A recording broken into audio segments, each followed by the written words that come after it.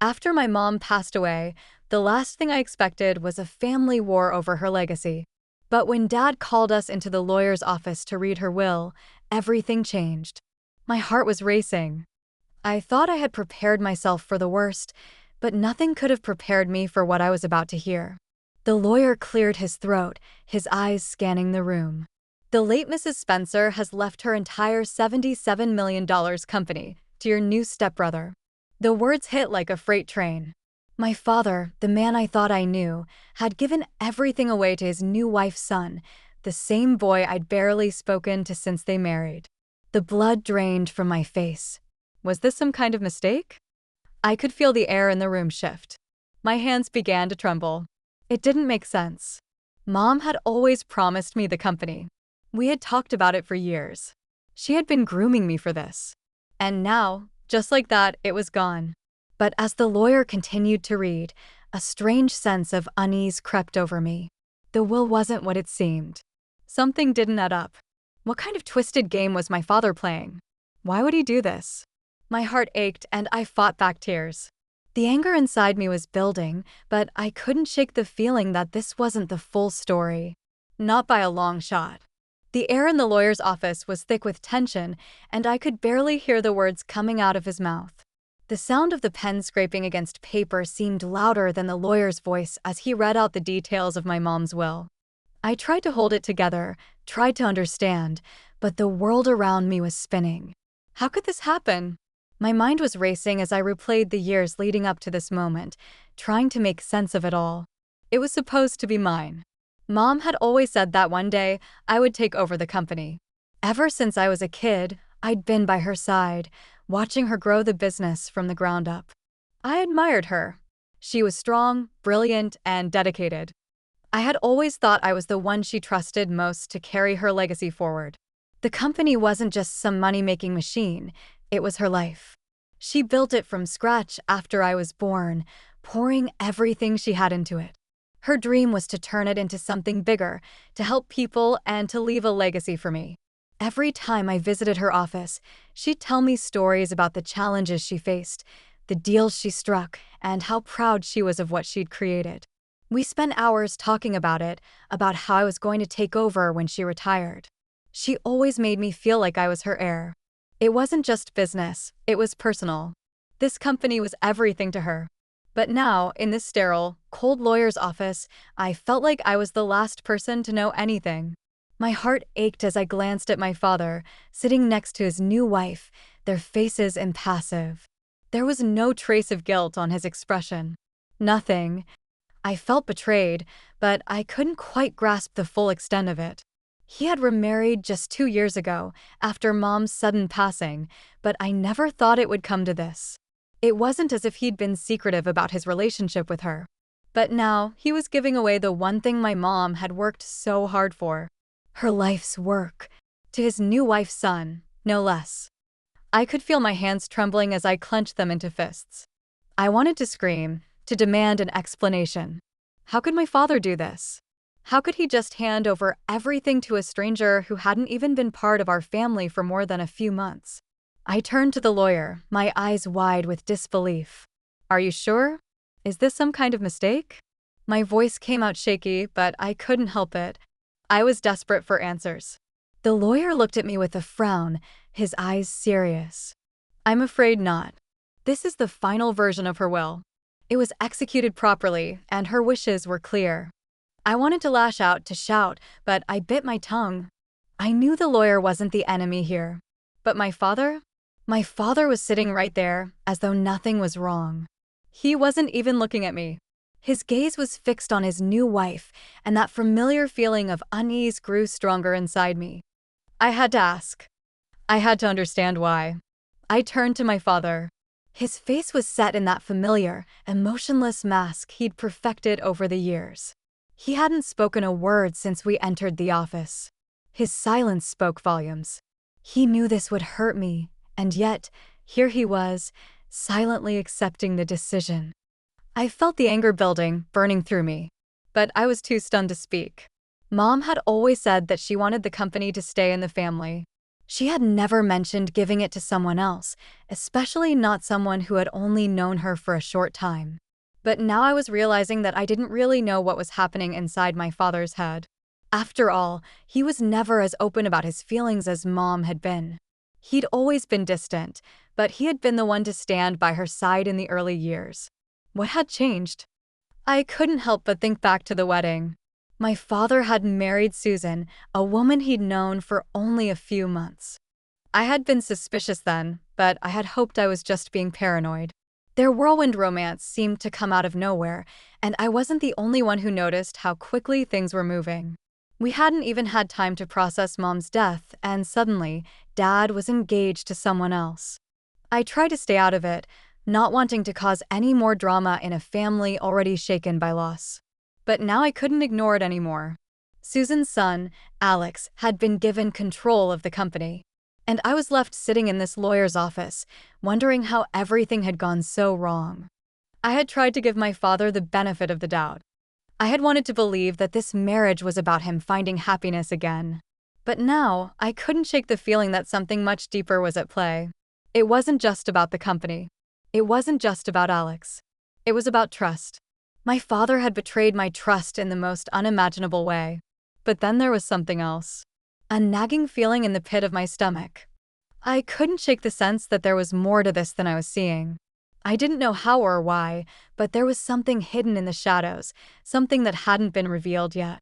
It was there, just beyond my reach. And I had to find out what it was. I sat in that sterile office, the hum of fluorescent lights echoing around me. My mind was still reeling, trying to wrap itself around the chaos that had just unfolded. The lawyer's voice was now a distant murmur, a backdrop to the storm swirling inside me. My father had given everything away.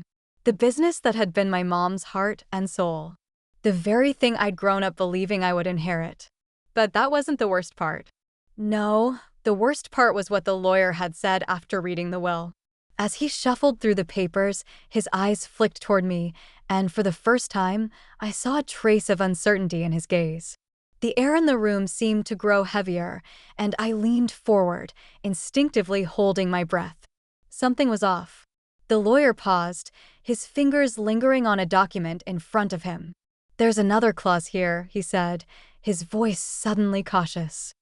I barely registered the words. My heart was pounding so loudly in my ears, it drowned out everything else. I felt dizzy, unmoored. My grip on the armrest tightened as I forced myself to focus. "What do you mean, another clause?" I asked, my voice sounding foreign to my own ears.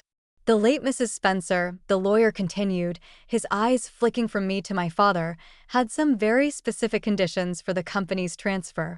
This document," he tapped the page with a finger, "was drawn up just a month before her passing.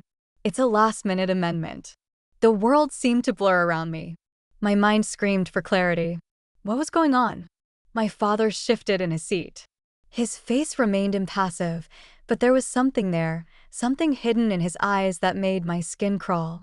It wasn't guilt or remorse. It was something darker. "Let me read it aloud," the lawyer continued. He cleared his throat and began speaking in a low, measured tone. "It stated here that upon Mrs. Spencer's death, her estate was to be divided into 2 equal portions, one for her biological children and one for her husband's children." However, he paused again, looking at my father, who still refused to make eye contact. The condition for receiving the inheritance was that the chosen heir, in this case, Alex, must first demonstrate their commitment to the business by assuming a leadership role within the company for a minimum of 6 months. I blinked, struggling to make sense of the words. The room seemed to close in around me. I hadn't expected anything like this. My hands were shaking. This wasn't just a betrayal of my family, it was a calculated move. I turned to my father, my mouth dry, and my chest tightening with each passing second. "Dad," I whispered, almost in disbelief. "What does this mean? What's happening here?" He finally met my gaze. But it wasn't the comforting look I was used to. It was something colder, distant. He opened his mouth, but no words came out. I could tell he was struggling with something he hadn't wanted me to know. But then he sighed, as though all the weight of the world had just been placed on his shoulders. I didn't want you to find out like this, he muttered, his voice rough. But your mother had her reasons. I didn't agree with them, but she insisted. I couldn't fight her on this. I felt a coldness seep into my veins. The man sitting before me wasn't the father I'd known. He was a stranger. What reasons? What are you talking about? I demanded, my voice rising. This is my future we're talking about, not Alex's. He didn't respond immediately. Instead, he looked at Susan, his new wife, who sat silently beside him, her eyes lowered in a way that only made me angrier. I had never trusted her. From the moment she had come into our lives, I felt something off about her. But I had always tried to keep an open mind, for my father's sake. Now, I knew I was right. I couldn't do anything, my father said finally, his voice trembling slightly. Your mother, she believed in him. Alex had potential. She saw something in him. And before she died, she asked me to make sure he got the opportunity. She wanted him to run the company with you. She said you two could learn to work together. The words hit me like a slap to the face. I couldn't breathe. My throat tightened. My mother, the woman who had built everything with her own 2 hands, had thought this stranger could work with me. She had asked my father to betray me, to hand over everything that I had been promised, everything that was mine. I thought you'd understand, my father muttered, looking away again. I didn't want to hurt you. I never did. But your mother, she had her mind made up. I had to respect her wishes. I shook my head in disbelief. Respect her wishes? By handing over everything I've worked for to a stranger? To someone who doesn't even know what it takes to run this company? That's enough. Susan finally spoke, her voice sharp. She had barely spoken since we entered the room, but now her voice cut through the air like a knife. This is the way it had to be. Your mother's decision was final. It's done. Alex is the rightful heir now, and you need to accept that. I felt my body tense, my chest rising and falling with the rage that had been building up inside me since I walked into that room.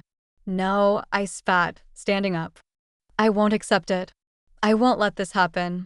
My mind raced as I processed everything. My mom had set this plan in motion months ago, and I had never known. She had been grooming Alex for this position, planting seeds in my father's mind. I wasn't just fighting for the company anymore. I was fighting for my dignity, for everything that had been promised to me, for everything I had sacrificed. But the worst part wasn't even the betrayal from my father. It wasn't the company, or the money, or the power. It was the fact that they had all conspired behind my back, lying to me, manipulating me into believing that I was the heir to everything she had worked for. And now, I was nothing more than a pawn in their game. The anger inside me burned hotter than ever before. And as I turned to leave the office, I swore to myself that I wasn't done. Not by a long shot.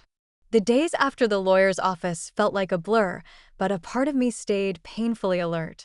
Everything in me wanted to lash out, to call my father and demand answers, to confront him, but I held back. I couldn't do it. Not yet. The betrayal was too fresh, too raw. I had to think. I had to figure out what my next move was. This wasn't just a battle for money or a company. It was a fight for control over my life, my future, and my own sense of identity. But no matter how much I tried to compartmentalize the feelings of rage and betrayal, they kept creeping into every corner of my thoughts. I couldn't sleep. I couldn't focus. Every time I looked at my phone, I saw Alex's name pop up in emails and updates. My mother's legacy was slipping from my grasp, and I wasn't going to let it go that easily. I needed answers. And I was going to find them. The first thing I did was go back to the company. Even though it had technically already been handed over to Alex, there was still a sense of ownership I couldn't shake. My blood ran through the veins of that business. It was mine as much as it was my mother's, and no one could take that from me. No one could rewrite the story of her hard work, the sacrifices she'd made, and the endless hours she'd dedicated to building something extraordinary. When I walked into the building, the familiar scent of polished wood and coffee hit me. It was as though nothing had changed, even though everything had. The employees seemed oblivious to the storm that had just rocked my world. They smiled at me, greeted me as if I were still the heir apparent, and I smiled back, forcing myself to pretend that nothing was wrong. But inside, I was crumbling. I walked down the hallway toward my mother's office, each step heavier than the last. This was supposed to be my space. This was where we had made all the decisions, where I had watched her work and learned. The door was still locked, the plaque outside still reading Eleanor Spencer.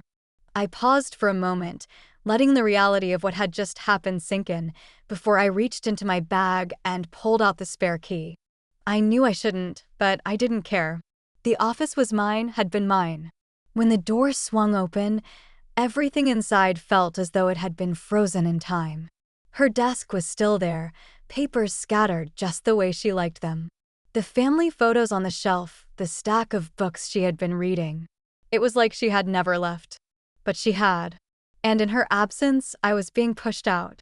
I walked over to the desk and pulled open the drawer, my fingers trembling as I flipped through the papers. Contracts, memos, project updates, nothing out of the ordinary. But I wasn't looking for anything ordinary. I needed something. Anything that could give me a clue as to why she had made the decision she had. Why she'd handed over everything to Alex. As I flipped through the final drawer, something caught my eye, a letter. It was folded neatly, and the seal on the envelope was unmistakable. It was the same seal Mom had used for her most important communications. With trembling hands, I opened the envelope. My heart sank as I read the words. It was a letter to my father, and it was dated just a week before she passed. She had written it in the same way she spoke, clear, concise, but with an edge of urgency that I'd never seen in her before. David, I need you to understand that this is not just about Alex. This is about the future. The company is my legacy, and I've spent years building it into what it is today. But my time is running out, and I need to ensure that it survives past me. I've watched Alex work over the last few months, and I believe he has the potential to lead it into the next chapter. This isn't about favoring him over you or our children. It's about ensuring the company is taken care of when I'm gone. I know you won't agree with this, but I need you to trust me. I'm doing this for all of us. I stared at the letter for what felt like hours, my eyes tracing each word. So, it wasn't just a matter of my mother thinking Alex could take over. She had believed in him. She had thought he could do what I couldn't.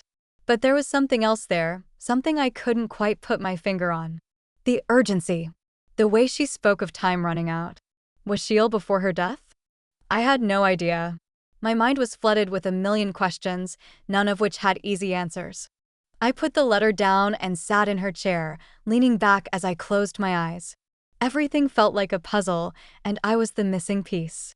It was clear now that my mother had made this decision for reasons I didn't fully understand, but it was also clear that there was something more, something hidden beneath the surface. The way she had written the letter made it seem like she was trying to prepare my father for something. It was as if she knew things were going to change, but not just because of Alex. I needed to talk to my father. I needed to understand why he had kept this from me. Why had he let me believe all this time that I was the one meant to take over? Had he known all along? Had he agreed with her decision, or had he simply fallen in line because of some promise he couldn't break? I decided to confront him. Not in a rush. Not in anger. I needed him to explain everything, and I was going to give him the chance to do so on his terms. But I wasn't going to be naive anymore. I had seen the cracks in his behavior, the way he avoided eye contact, the way he pretended everything was fine when it clearly wasn't. I made the call that night. The one I had been dreading. Dad, I said when he picked up, we need to talk. There was a long pause on the other end of the line. About what? About the company. About what's going on. Why didn't you tell me about Mom's letter? Why didn't you let me know what she was planning? He sighed deeply, and for the first time in years, I could hear the weight of guilt in his voice. I didn't know how to tell you, and I didn't want to hurt you. But he had already hurt me. He had done more than that. He had betrayed my trust, and I wasn't going to let him pretend that it didn't matter. I need the truth, Dad. All of it. You owe me that. Another long silence. Then, finally, his voice cracked. I didn't want to lose you. I didn't want to choose between you and Alex, but your mother, she made it clear. She had a vision for the company. A vision I wasn't sure I could uphold. And when she said Alex had potential, he trailed off, his voice so low I could barely hear him. I thought maybe she was right. Maybe she was right. The words stung more than anything else. He didn't even believe in me enough to trust me with what was mine. He had thrown me aside in favor of someone who wasn't even part of the family, someone who didn't deserve any of it. But I wasn't going to let this slide. Not anymore. Dad, I said, my voice firm. I'm coming over. We need to settle this. Once and for all. He didn't respond, but I knew he knew what was coming. And I knew, deep down, that he wasn't ready for what I was about to unleash. I wasn't just going to take back the company. I was going to take back my life. And nothing was going to stand in my way. The drive to my father's house felt like an eternity, every mile a weight on my chest. The anger, the betrayal, it was all growing, swelling inside me, and I knew I wasn't going to be able to contain it much longer. My mind raced, replaying everything I had uncovered. The letter, my mother's final wishes, my father's silence. But more than anything, I was consumed with the thought that somehow I had been left out of the equation. Not just excluded from the company, but excluded from the very family I had trusted all my life. I wasn't sure what I was going to say when I walked through that door, but I knew I had to say something.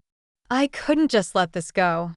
I couldn't walk away with nothing but the bitter taste of betrayal in my mouth. My mother had worked too hard for too long for me to just accept this without a fight. When I arrived at my father's house, the driveway was eerily quiet. The house, once a place of comfort and warmth, now felt like a fortress, cold and indifferent.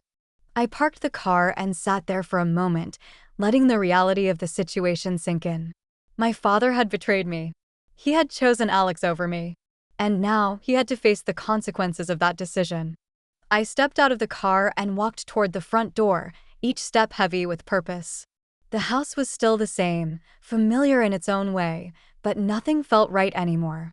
I knocked twice before stepping inside without waiting for an answer. The door creaked as it swung open, and I saw my father standing in the foyer, his expression unreadable. He didn't say a word at first, just looked at me, as though trying to gauge my mood. Susan was nowhere in sight, which I knew meant she was hiding somewhere, probably upstairs, avoiding this confrontation. I couldn't blame her.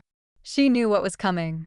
Dad, I began, my voice steady despite the fire burning inside me. We need to talk. He sighed and ran a hand through his graying hair, looking more tired than I'd ever seen him. I know what this is about. I figured it would come to this sooner or later. You knew. I couldn't believe what I was hearing. You knew I was going to find out, and you didn't think to tell me the truth? He shook his head. It wasn't that simple. Your mother had a plan, and I don't care about her plan. I cut him off, my voice rising with each word. She made it clear to me that the company was supposed to be mine. I was the one she trusted. I was the one she groomed to take over. And now, you've just handed everything away to some stranger. To Alex. Do you really expect me to just accept that? My father flinched at the words, his face momentarily crumpling. I didn't want to do this, but your mother, she wanted this. She believed in Alex. She thought he could take the company to places you just didn't see. She made me promise. And I couldn't go back on my word. Not to her. Not to her. I scoffed, the bitterness in my words biting deep. What about me, Dad? What about your own daughter? Do I mean nothing to you? He stepped back as though the question had physically struck him, and I could see the guilt in his eyes. But there was something else, something deeper, something darker. My heart pounded in my chest, the realization hitting me like a ton of bricks. You think this is about the company, I said slowly, my voice cold. But it's not. This is about something else. Something you don't want to admit. You've never wanted to admit it. My father's eyes flicked away for a moment, his jaw tightening. He opened his mouth to speak, but then closed it again. He was struggling with something I didn't understand. I stepped closer to him, refusing to let him hide from the truth. What's going on, Dad? Why didn't you fight for me? Why didn't you stand up for your own daughter? You let her down. You let me down. You let Alex walk in and take everything from me. Why? The silence that followed was deafening. He didn't look at me, didn't say a word. I could feel the anger simmering just beneath the surface, like a volcano waiting to erupt. My father's silence spoke volumes. He had no answer. And then, as if on cue, Susan appeared at the top of the stairs, her eyes narrowed as she looked down at me. She knew. She knew what I was about to do, and I could see the fear in her eyes. She had been waiting for this moment, just like I had. And now, she was ready to play her part. David, she called out, her voice smooth but laced with a warning. Don't let her get to you. This is the way it was meant to be. I turned my gaze on her, my eyes burning with fury. Meant to be? Is that what you think? You think this? I gestured around the house, around the life that had once been mine, was meant to happen? You and Alex taking over everything while I'm left to watch from the sidelines. Susan descended the stairs slowly, her expression cold, detached. You don't understand, do you? This isn't just about the company. This is about the future. About making sure the business survives. Alex has the vision your mother saw in him. He's the one who will take it to the next level. Stop. My voice was low, barely a whisper, but it cut through the air like a blade. You don't get to pretend that you're some kind of savior in all of this. You and Alex are just a footnote in my mother's legacy. You don't belong here. Susan's lips curled into a thin smile, and for the first time, I saw something that made my skin crawl. She wasn't just playing the part of the new wife. She was playing the part of the enemy. We do belong here, she said with a slow, deliberate emphasis. Your mother wanted it. She gave everything to Alex. She trusted him more than she trusted you. And now, you'll just have to accept that. I could feel the blood rushing to my head, my pulse pounding in my ears. My fists clenched at my sides, and I took a step toward her, my body trembling with rage. You don't know anything about trust, Susan. You've only been here for a few months, and you've already ruined everything. Enough, my father shouted suddenly, his voice sharp and commanding. He stepped between us, his eyes wild with desperation. This isn't how I wanted it. This isn't what I planned. I never wanted to hurt you, but your mother, she made this decision, and I... Stop lying. I shouted, my voice breaking. You didn't just follow her wishes. You chose this. You chose him over me. You chose Alex. And now you're trying to make it sound like it was all out of your hands. But it wasn't. You made this happen. You're the one who's been playing me this entire time. My father recoiled, his face paling as though the truth had hit him like a punch to the gut. He stood there, stunned, as if he hadn't expected me to call him out like this. But I was done being silent. I was done letting him get away with the lies, with the betrayal. I wasn't going to let this go. Not now. Not ever. I looked him in the eye, my voice steady and resolute. You've made your choice, Dad. But you've forgotten one thing. This isn't just about the company. It's about family. And you've lost me. You've lost your daughter. And with that, I turned and walked out of the house, my heart heavy, but my resolve unshaken. I wasn't going to wait around for him to fix this. He had made his bed, and now he had to lie in it. As I drove away, I knew that things would never be the same. But I also knew that I was finally free. Free from the lies. Free from the betrayal. And now, it was time for me to build my own future, one that no one could take away. The days following the confrontation were a blur. My father's house felt like a distant memory, one I didn't care to revisit.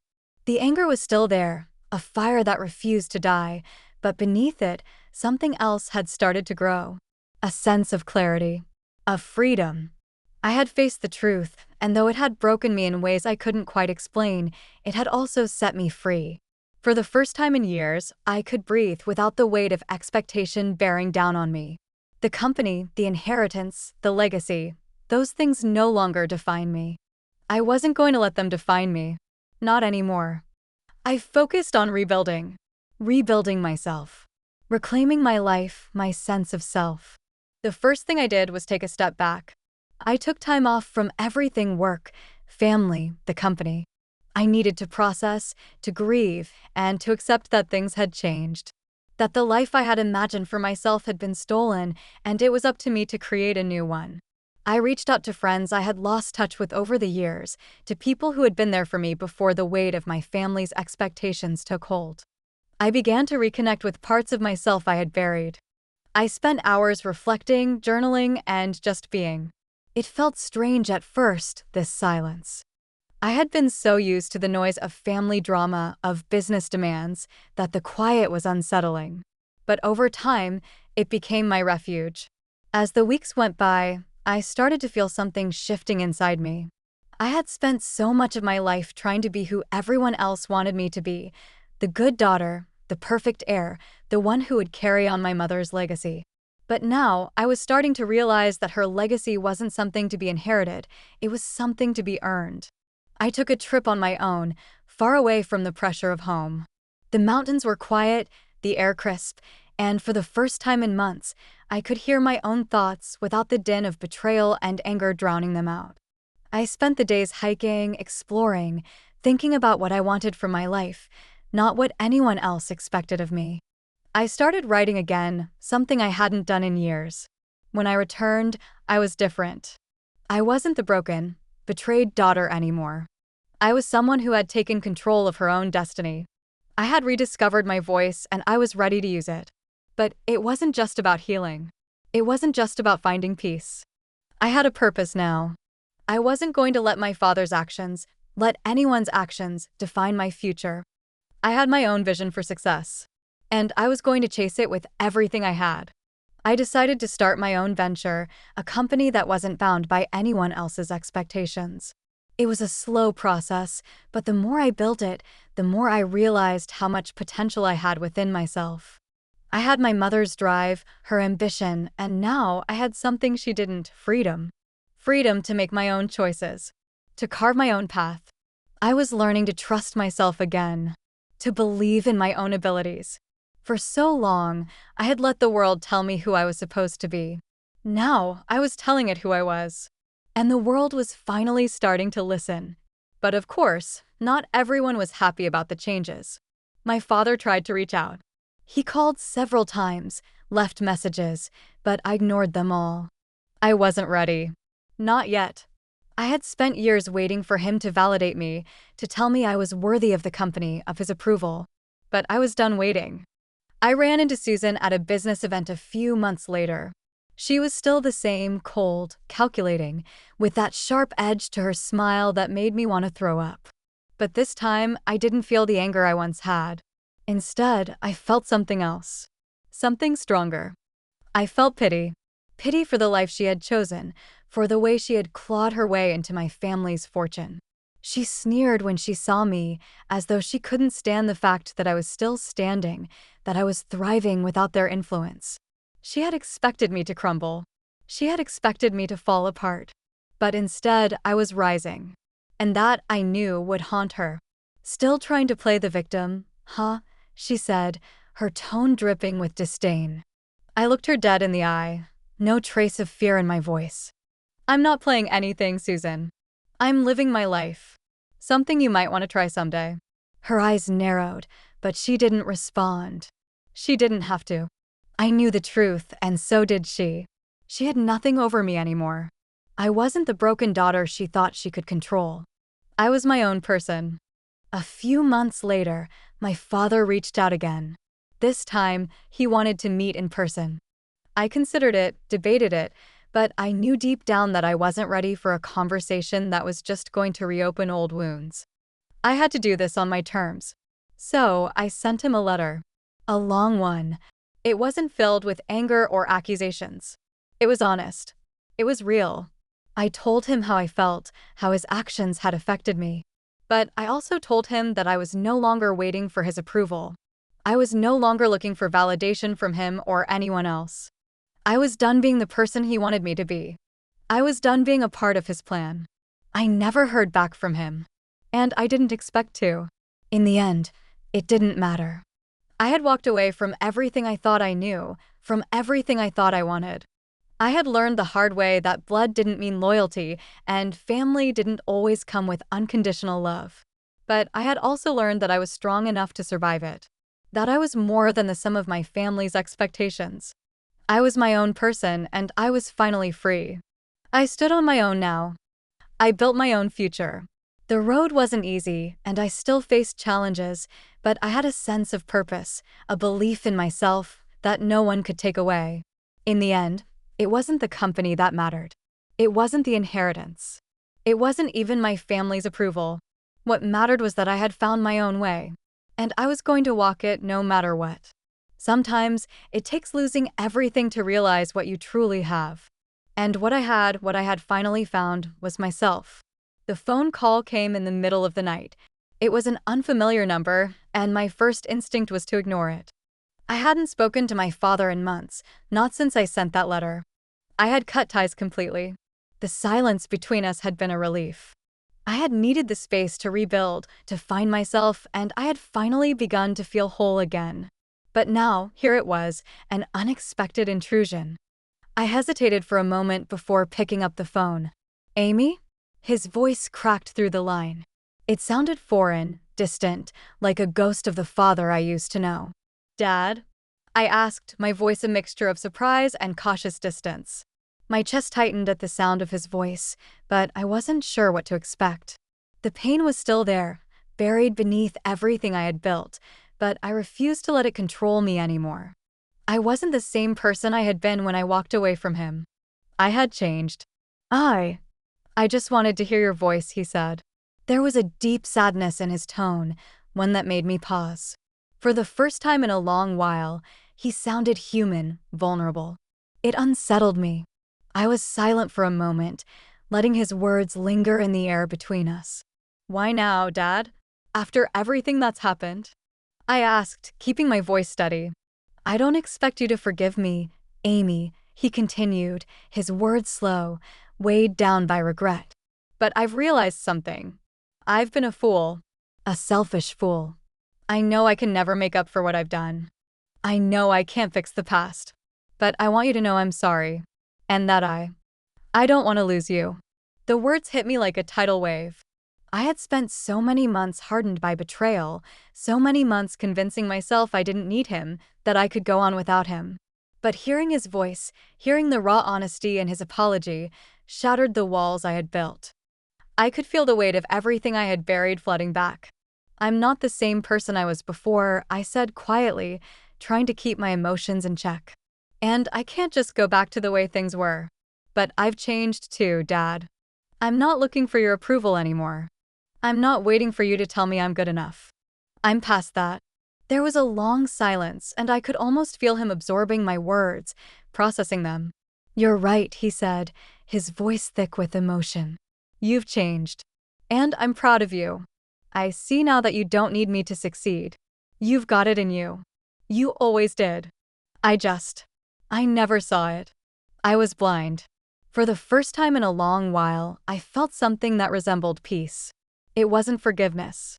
Not yet. But it was understanding. And that, for now, was enough. "I'm building my own future now," I said, my voice strong. "I'm not holding on to the past anymore. But that doesn't mean I can't make something new. Something better. For myself. And that's what I'm going to do." I heard him breathe in deeply, a sound of acceptance. "I understand. I wanted you to know I'm here. Whenever you're ready, if you want to talk, I'll be here." There it was. The offer. The olive branch I had longed for, but now I realized I didn't need. I had found my own strength. I had forged my own path. "I'll think about it," I said, but I knew deep down I wasn't ready to return to that version of my life. Not yet. Maybe not ever. But the bitterness was gone. The anger, the hurt, it had started to fade, replaced by something more important, self-respect. "Take care of yourself, Amy," he said before the line went quiet. I hung up, staring at the phone in my hand, feeling a sense of finality settle over me. The chapter was closed, and I had written it myself. The next few months were a blur of progress. I poured everything into my new venture, the one I had started from scratch. It wasn't easy. It never was. But it was mine. Every success, every setback, every lesson learned, it was all mine. And that was more valuable to me than anything I had ever inherited. I began to gain traction, attracting the attention of clients who saw the passion I poured into my work. Slowly but surely, my business began to grow, and with it, my confidence.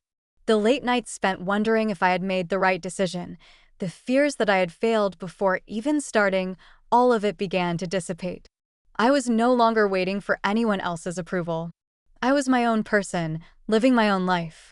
I started to reach out to old friends, friends I had lost touch with, friends who had been part of my life before everything changed.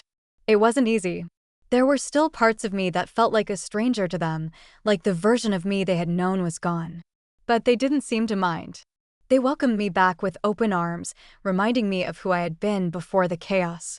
And slowly, I began to remember that person, too. She was still there, beneath the surface, waiting to come back. A few years later, I found myself standing in front of the office I had built, looking up at the name on the door, Amy Spencer Consulting. I had done it. I had created something of my own. It wasn't perfect, but it was mine. I had found my peace, my purpose, and my strength. And when the memories of the past came rushing back, as they often did, I didn't run from them. I embraced them. They had made me who I was. They had shaped me. And now, they were just pieces of a larger story, a story that I had learned to tell on my own terms. I had walked away from everything I thought I wanted, only to realize that what I needed was already inside me. I didn't need a company or a family's approval. I needed to trust myself. And that, in the end, had been the greatest lesson of all. Sometimes, when you stop waiting to be seen, that's when they finally notice. But by then, it doesn't matter. Because by that time, you've already found yourself.